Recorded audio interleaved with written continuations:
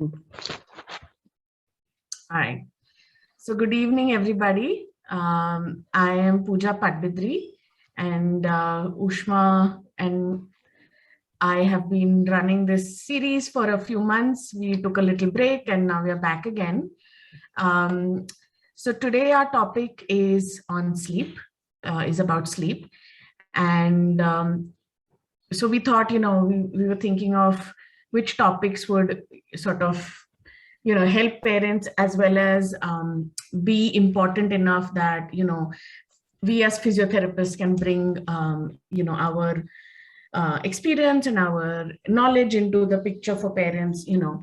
So sleep is one of the sort of very critical things that as soon as you become a parent, that's one of the things that gets impacted.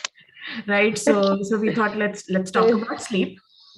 So sleep is a very basic need, right? It is almost as equal to eating, drinking, breathing. It is one of the foundations of good health as well throughout life. And we need sleep to recharge the body and the mind, and also for healing of any damaged tissue.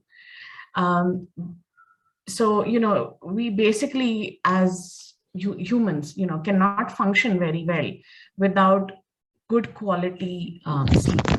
So today, let's talk about sleep in children.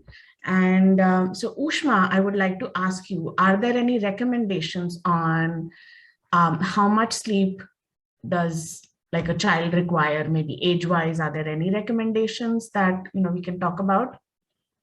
Yes, sure, definitely. Thank you, Pooja, for starting this session. Yes, definitely. So I will get on to my PowerPoint, and yes, so while we are talking about children, and of course we go up to age 18, that marks adulthood. But here is a chart. Now, this is made by the American Association of Pediatrics, but I'm sure this is accepted all over the world. And it makes sense when you look at the number of hours. So infants, that is a newborn to 12 months of age, require 12 to 16 hours of sleep per day. But Ushma? Then this is broken. Yes, this is broken. I don't see your screen. Oh, I'm not. Okay, sorry. I'm not visible. No, your PowerPoint. Okay. Maybe I need to share. Okay, sorry.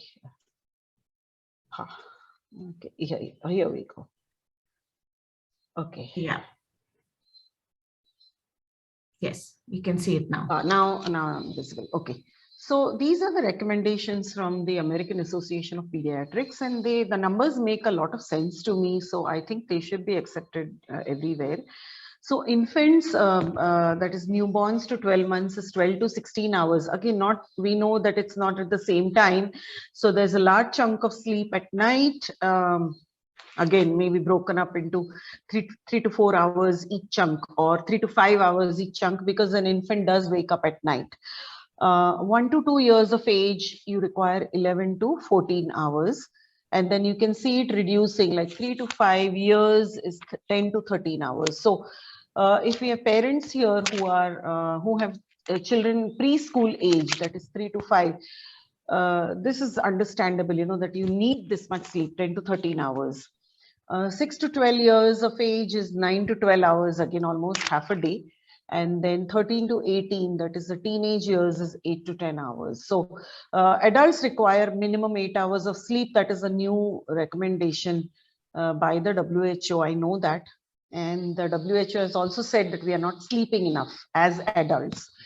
So one thing I wanted to bring in here before we go to the next question is, we tend to treat sleep as very natural, and it should be natural, but it has not become natural with the modern lifestyle. And secondly, we tend to underrate sleep a lot in this modern age, and that's what I want to sort of emphasize on all parents, particularly young children, that sleep is extremely crucial, extremely important. Please pay attention to it just as much as eating and drinking liquids and the academic education that parents are very concerned about. So I just wanted to add here quickly because we're just Go ahead. introducing the topic. Yeah, Is please. that one of the most common complaints that a parent has is about lack of sleep. And I feel that because the parent is so sleep deprived, that they don't have the patience to work through these patterns that change. Exactly. You brought in a very good point. So when we talk about sleep or even eating is not our topic today, but all of these are functions, or you can call they are functions that are essential to our well-being, and they require a certain connection between the parent and the child. An attachment between the parent and the child, and that's what's very important. We'll come to it when we go through the sleep routine. Right. No, so I just wanted to say here that these recommendations are just sort of just guidelines. Your baby may not follow it to the T. So I feel like that there should be a little word of caution where parents also learn to recognize their child's cues, and their like with eating, like we're talking about, comparing this with eating. Every person will eat differently, and so long as we can sort of give them healthy sleep habits, and provide them with the environment where it models good like sleep routines as well. We need to also keep in mind that you cannot force someone else to sleep according to your this. So parents need to sort of have that that expectation versus reality kind of check, that don't expect to see have like beautiful sleep patterns, even though it says 12 to 16 hours. For instance, it could be broken down into as short intervals as an hour sometimes. Yes. So again, when we talk about infants and toddlers, it's a whole different pattern. How many chunks of sleep do you get through the 24 hours? But I am more concerned about 3 to 5 and 6 to 12 years of age, because these are the children I see. And your point is very valid that these are just guidelines, but I would still stick to, let's say 1 hour less than the lower end of the guidelines. So 3 to 5 years instead of 10 hours, I would say minimum 9 hours is needed. Because what I see in my clinic is many children, besides therapy, I have to educate parents. A child who is 6 years old or 7 years old is sleeping at 1 o'clock at night and waking up at 7 o'clock. So I can see that they're sleep deprived. And when we say we cannot force somebody, that's a great point. However, we also have to remember that whatever the child does, or even whatever we do as adults, it becomes a habit. It becomes a pattern in life. So if if the child only sleeps 6 to 7 hours a day when 9 hours is required, let's say, it becomes a habit, and then the child is irritable, grumpy, etc. So these are guidelines, but not strictly, but obviously they are eye openers for us. They're definitely eye openers for us. So let's talk about what are the positive and the negative effect. I mean, positive effects of good sleep and negative effects of not having enough sleep. So as Pooja just said that, sleep is as crucial as eating and drinking and breathing, So take it to that level, that what happens if we stop breathing or don't breathe enough? We already have so much literature in yoga, and a lot talked about, elsewhere in the world, how yoga helps the breathing, and the breathing exercises that are mentioned in yoga, how they improve your breathing. So same thing with sleep, a parallel we can see here. So positive effects of adequate sleep. And I would like to add not only adequate, but good sleep, because sleep also has qualities. So the positive effects of adequate sleep would be better attention for the child, because we are talking about children, better behavior. Adequate and good sleep contributes to learning memory, which again then affects cognition, and then overall physical health. So as a child grows up, we are looking at their growth, right, in terms of muscles and bones and height and weight, and everybody should have a certain numbers at certain age. So that's what, that, you know, all of these are contributed by having adequate sleep. And as a clinician, to me, I repeat again that, you know, attention, behavior are drastically affected when a child does not get adequate sleep or good quality sleep. And the adverse effects of inadequate sleep is irritability, aggression.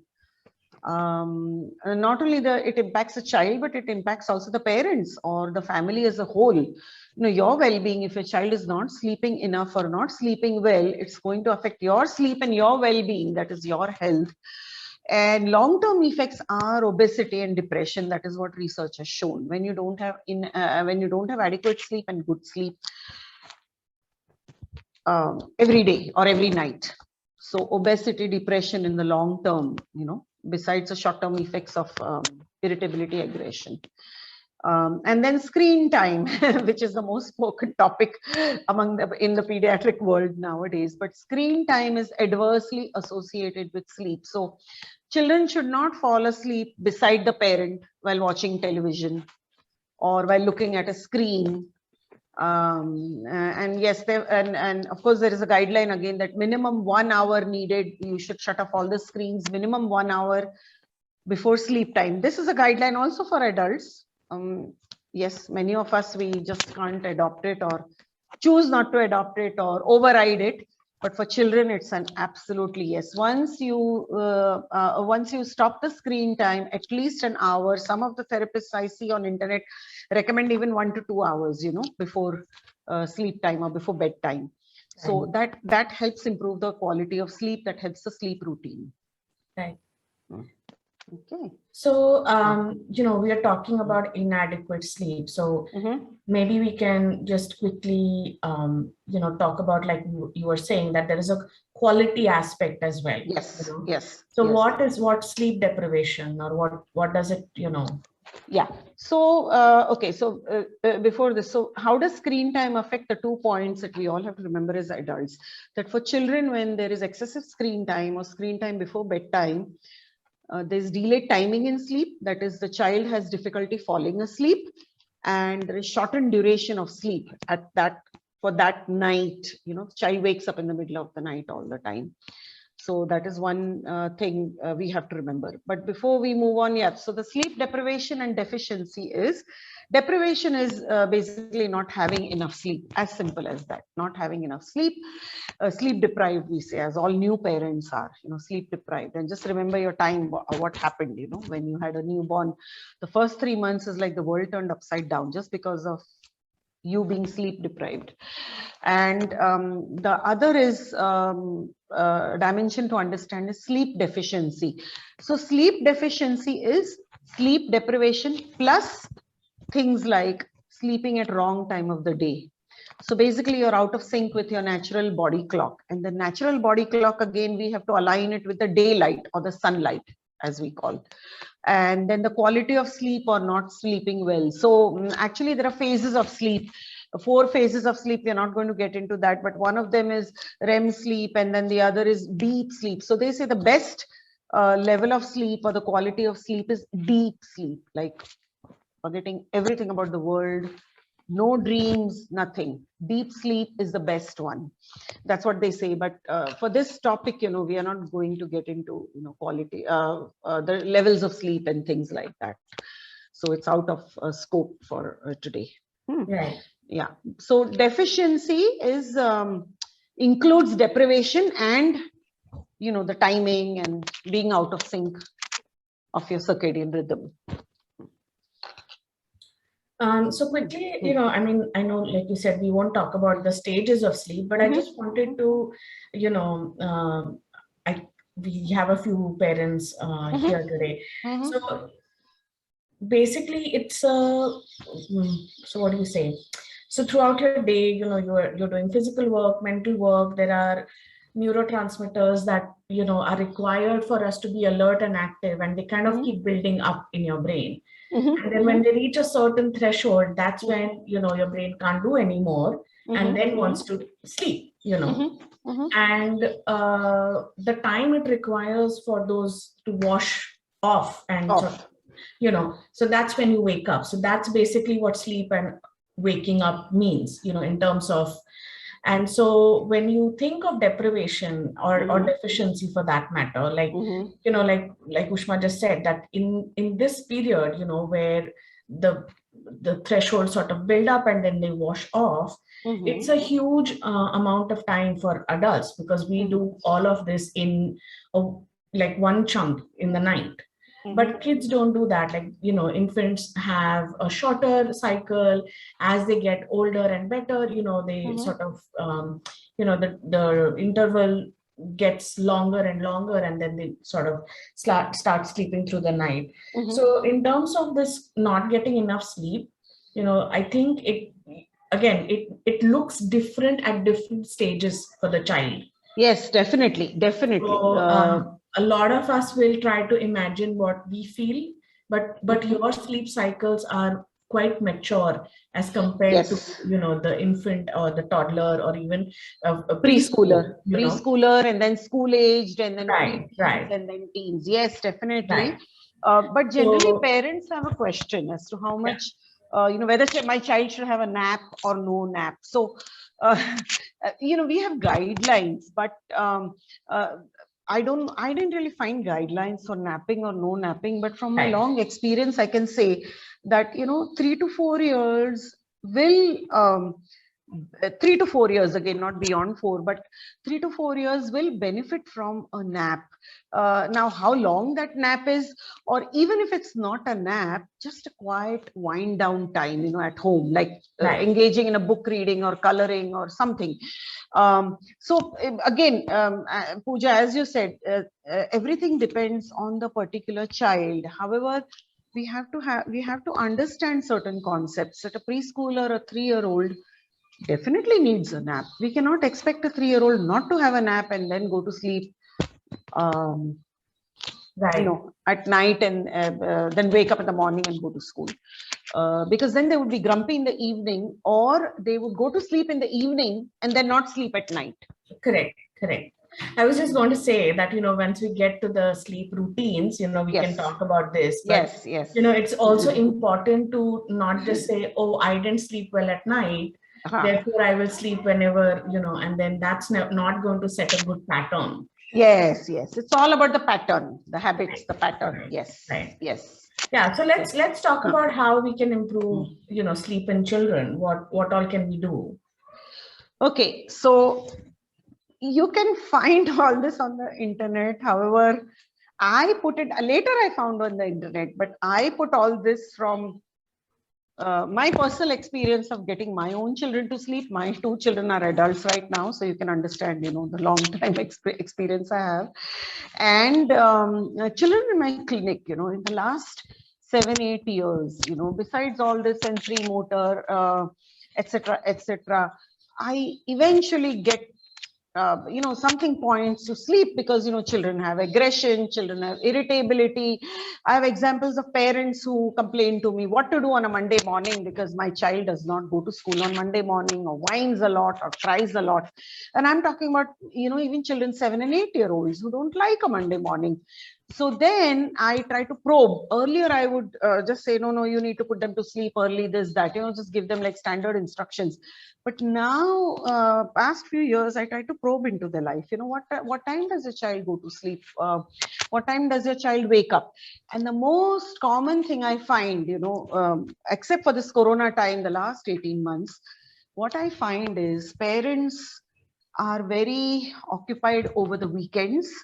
Even if they're home, they're occupied in functions and many other things. Or they take short trips very frequently out of the city or out of the town, and then they return home at 11, 12 at midnight.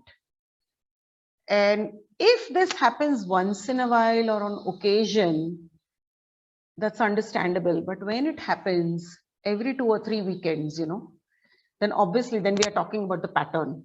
So the simple thing I'm like, When you go for vacation, when you go for holidays, if you go for function, everything, you have to wind down on a Sunday afternoon. So in US, we call school night. So what is school night? School night is basically the night before school. Okay, whether it's Monday or a Tuesday or a Friday. So we talk in terms of, no, it's a school night, so we can't do this, we can't do that. And if you're taking a trip away, you have to make sure you return by early afternoon. This is, again, I said it's a guideline and it comes from my own personal experience, because yeah, we have fun during vacation, holidays, etc., but the mind is still humming, and particularly when you go to all these adventure parks or water parks or those things, or you go to noisy weddings and functions, the mind is still humming. And I think children need a lot of time to unwind. They need time to get ready for the next day, like, have your uniform ready, have your clothes ready, have your school bag ready, make sure your homework is done and put it in the bag, make sure you have your pencils, pens, etc., whatever you need. Think about what lunch are you going to take to school the next day, because that is also the other thing, that then it's like, oh, I didn't give proper lunch, I was tired. So, and these are common complaints, believe me. I was really amazed to hear this. And sometimes it can be as simple as just maintain a bedtime routine. So what is a sleep routine or a bedtime routine? Is basically wind down, and this should happen every night, but more so on weekends for children who are school going. Okay, so sleep routine is basically, the child has to go to sleep at the same time every night. Again, it has to be within this guideline. So your child cannot go to sleep at 12 midnight or 1 o'clock in the morning every night. No. And when we talk about circadian rhythms, so circadian rhythms is basically, as simply put, is that we are supposed to wake up with the sun and we are supposed to wind down with the sun. That is how the olden days used to be, when we had no power, more than 100 years ago. Now we have all the artificial lifestyle, that yes, we have lights, we have power, so we work late into the night, or the kitchen goes on in the house, the TV blares on in the living room, and the child can't sleep. So there has to be a certain time, like I would recommend for any child, but again, you can go a little bit here and there depending on the age.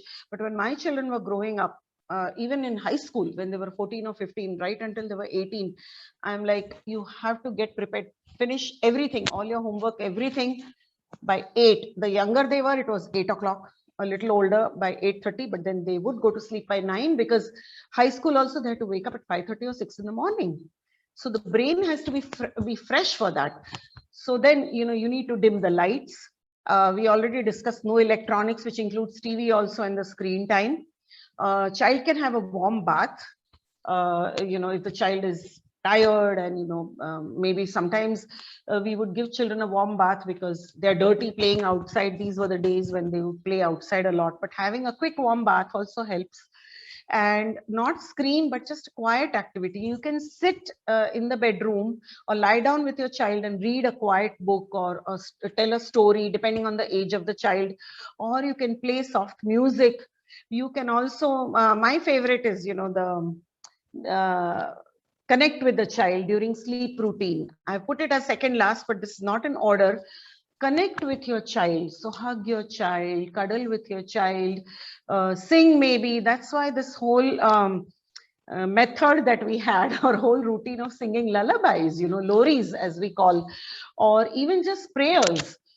In whatever language, or in however you want to sing, you can sing softly. And this massage legs is, I learned from a grandmother years ago. So, and I started doing it with my children. I find it very helpful. I've shared it with other parents. They also find it helpful.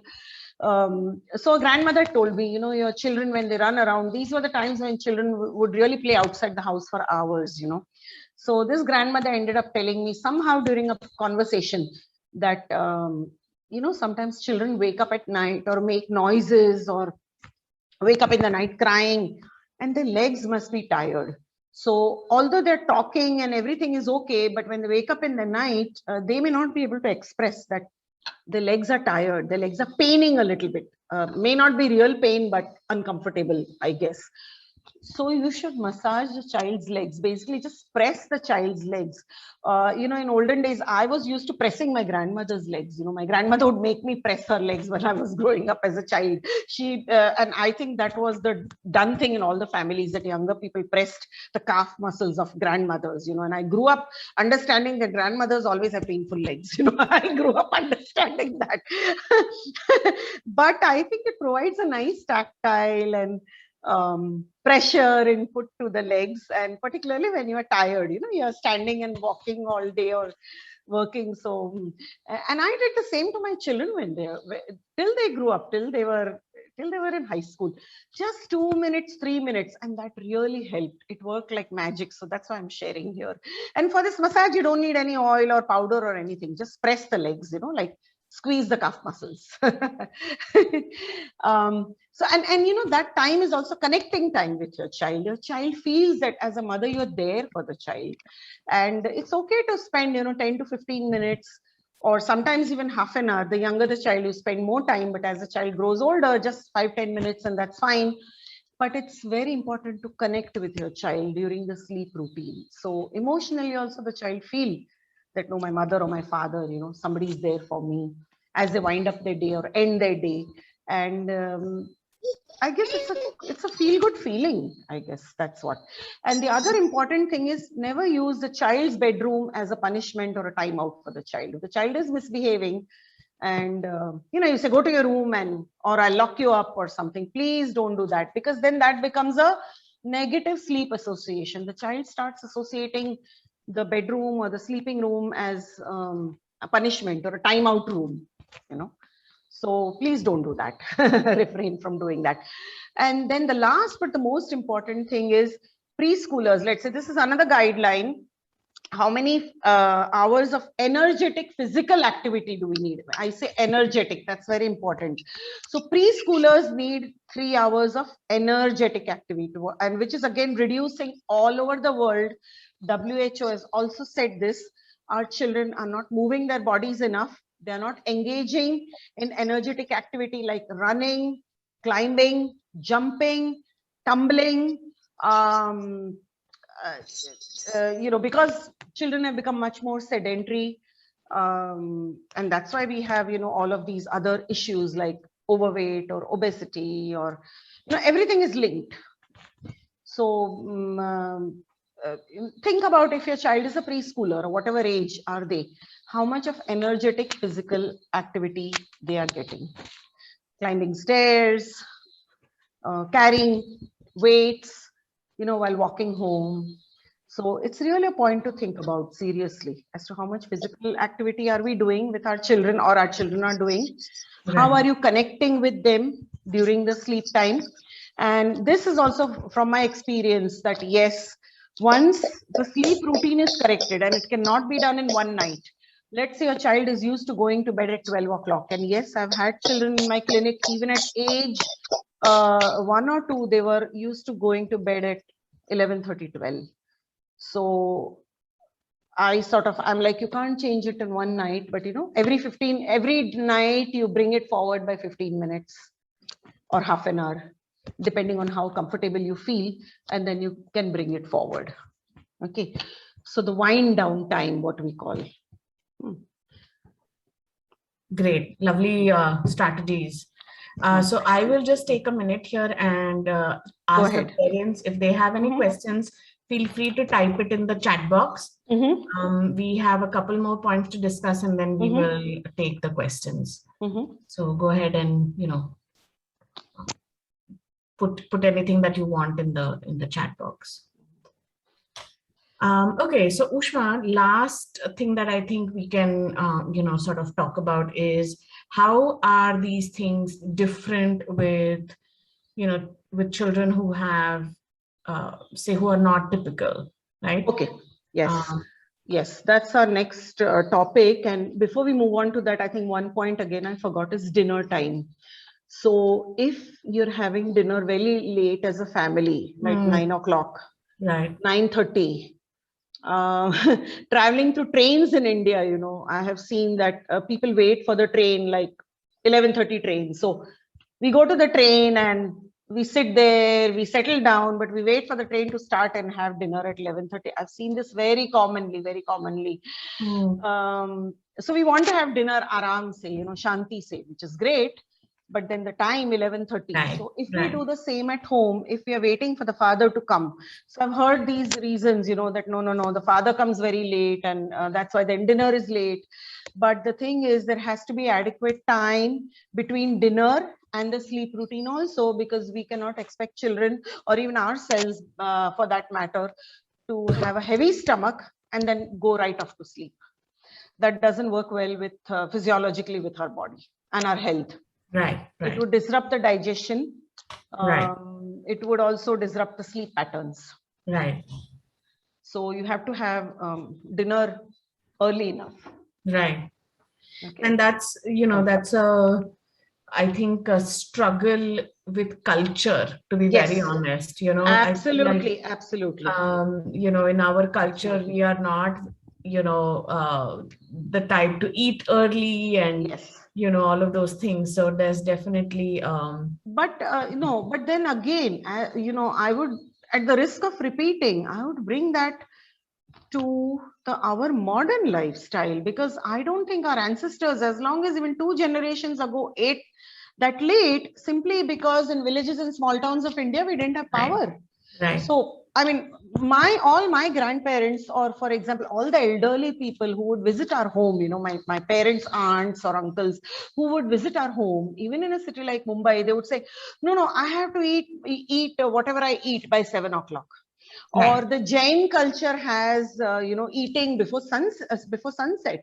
Even in yoga, they say that ideally you should be eating before sunset. If you're a follower of Buddhism, or just read a little bit about Vipassana. The Buddhist monks actually don't eat anything after noon. Of course, they fast. They are like into intermittent fasting and all. We cannot do that all the time. But I always try to think as to what was done, let's say 30-40 years ago. What was done 20 years ago? How did that change?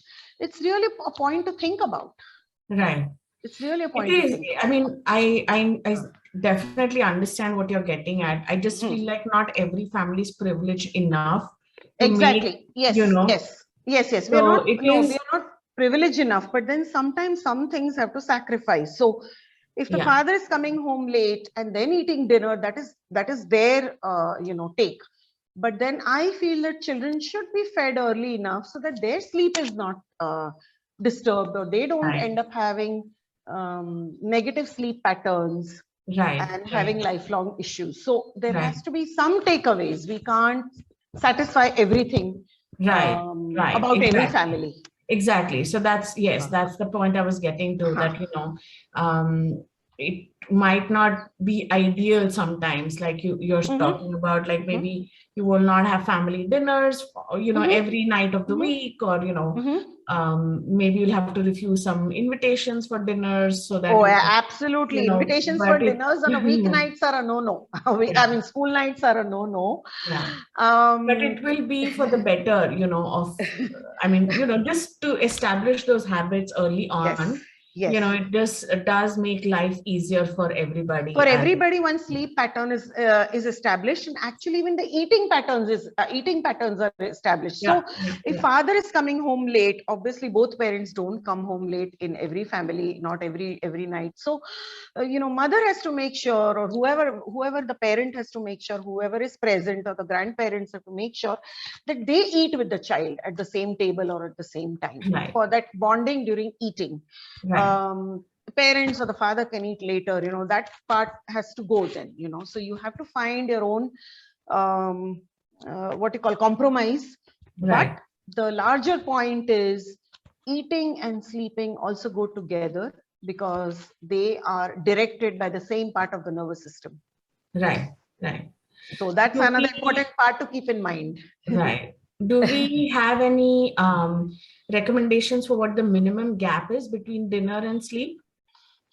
I did not find any. Again, it is cultural, but it's about 2 hours, right? For the digestion to go into your intestinal yeah, tract. 1 to 2 hours, I would definitely say. In fact, all the dietitians or the nutritionists also recommend, right, that you have to take at least 100 steps or 15 minutes of stroll after dinner. Like, don't sit down or don't lie Right. down after any meal, for that matter. But so, yes, yeah, minimum 1 hour, I would say, minimum. I probably didn't find the guideline, or I didn't look for it enough. Right. But again, it has to do with culture. So if I give the example, because I've lived in America for so long, Right. Americans eat dinner at 4 o'clock or 4:30, and they even eat dinner at work. They actually carry that dinner to work. Yeah. I'm not saying we should do that, because our dinner habits are very different, particularly when you're young. But as I'm getting older now, I do that.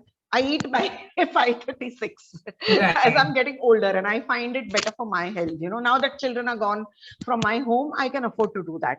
But Americans eat their dinner at anywhere from 4:30 to latest 6. Again, there the sun goes up and down at different times of the year differently. Like winter, Right. it gets dark, on the East Coast by 4 o'clock or 4:30. So they eat a They little also early. start working at 8, People also start working at 8. So Yes. we have Yes. to, we have to give context. And Yes. also I have to Yes. say, that not everybody can have dinner that early. I mean, No. Americans I'm talking Of course, about. that's what I said. That it's And very then not cultural. snack. No, even Americans I'm talking about. Hmm. They will snack, at 8 o'clock or 9 o'clock with television. Or they'll have a glass of milk, or they have a glass of milk. So, Yeah. I mean, so you have to look at everything very critically and No. We have to look at everything contextually, I would say. Right. But for me, the examples are very glaring that, they eat anywhere between 4:30 to 6, and we eat anytime at 9:30, 10, 10:30. And for me, now as I'm getting older and I'm more concerned about my health, or I think about my health, I obviously think about adults, but I'm more concerned with children, young children. Right. How can a child eat dinner at 9:30, 10, 10:30? So that brings me to not only sleep, but even dinner. I ask parents, what time does your child eat? Right. And many a times I've got an answer like, whenever we eat, the child eats. Right. Yeah. So what time, whenever we get home, we eat dinner and the child eats? Because, in today's modern age, parents have different time of ending the day at work, and then returning home, or traffic issues in metro cities. But somehow we have to work around this, start working around this, because for the larger benefit of sleeping and eating schedules, and sleeping and eating routines that are lifelong habits for the child. Right. For the health, as we say, physical health as well mental health. Yes. Do you want to finish the last question, and then we take the audience questions? Yes. Okay. Yes. So sleep and autism, there is research that children with autism, 40 to 80% of them have sleep issues. Nobody really knows why, but then they have theorized, they've come up with certain theories, like there's an altered association between sleep and melatonin in children with autism. So what is melatonin? Is a hormone that regulates our wake and sleep cycles. So what happens is, during the day, our melatonin dips or decreases, and during the night, the melatonin rises. And in order to make this melatonin, we need light, that is sunlight, natural light, I would say. And it also heavily depends on an amino acid called tryptophan. And this tryptophan, the levels of tryptophan are altered in children with autism. That's what they have found. Either the tryptophan is too high or too low. It is not optimal. There are many foods also, which have all these substances like tryptophan, but they're not given to children with autism. So milk, whole milk, or well-resourced milk, natural milk, is a high source of tryptophan. But, most children with autism, we recommend, not to have milk due to all of these GFCF diets and adverse effects of the caffeine, the gluten and the casein, in the milk. The casein in the milk, gluten in the wheat. Okay. So there's an association between that. And so how do you work around? Because many children have issues with sleep, children with autism. But in my long experience, 90% of the time, I've been able to correct it just with correcting the sleep routine. The two things: correcting the sleep routine, that is dinner and dim lights and etc., etc., but also a lot of energetic activity. When they start coming to therapy and we engage them in energetic physical activity, there the sleep starts improving. Of course, not in a night, but over the week. So that tells me something. Children with autism, again, they say there's another theory that they don't understand social cues very well. So they don't understand when parents are going to sleep or siblings are going to sleep or preparing for sleep or preparing for the bedtime routine, and therefore they can't fall asleep, or they can't understand that now this is the time to go to bed, and sleep. Again, establish a good bedtime routine. Stay outdoors. So for me, again, outdoors, being in the natural light, again, as a part of our lifestyle, has gone down drastically for everybody, for adults as well as children. And I think that is also affecting everybody's sleep. Children with autism also, so many of them have touch and sound sensitivity. So even if they are asleep, the slightest sound outside the room or in the kitchen or in the house may wake them up, and then they may not be able to fall asleep again. Or the texture of the sheets, or the texture of their own pajamas or the clothes that they sleep in, the light in the bedroom, the colors of the bedroom. You have to see, even if a dim light or the light coming out of the windows is not very bright, because sometimes we do have like a street light right outside the window. Many of us have that. So in that case, you can cover it with heavy curtains, simple thing like heavy curtains. And then children with autism also have a lot of anxiety they display in general. So again, anxiety is related to the hormone GABA, and GABA levels are also altered in children with autism.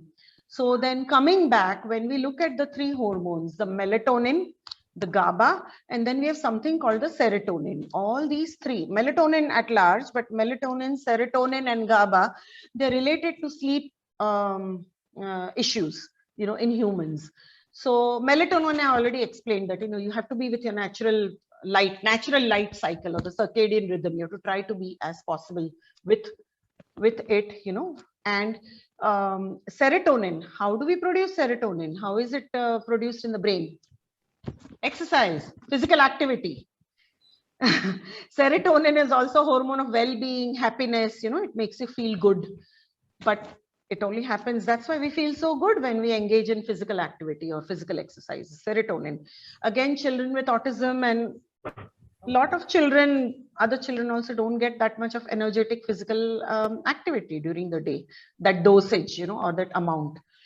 And GABA is something.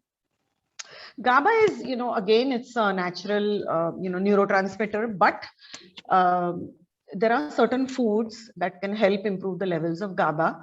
Some of the foods I can say is the natural vegetables and fruits, the flavonoids and the colored vegetables and fruits contain GABA. And how many of our children eat? How many vegetables and how many children? That's a question to ask. So all of this is connected. Right. Diet, your circadian rhythm, your sleep, your eating, your physical health, your mental health, your long-term adverse effects of obesity, depression. Think about it.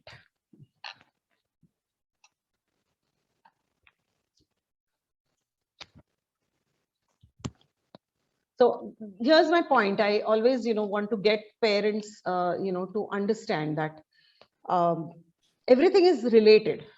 Right. Everything is related. Correct. Okay, so we have a question. My son is 10 years old. If I give dinner at 7, by 8 p.m., will he be asked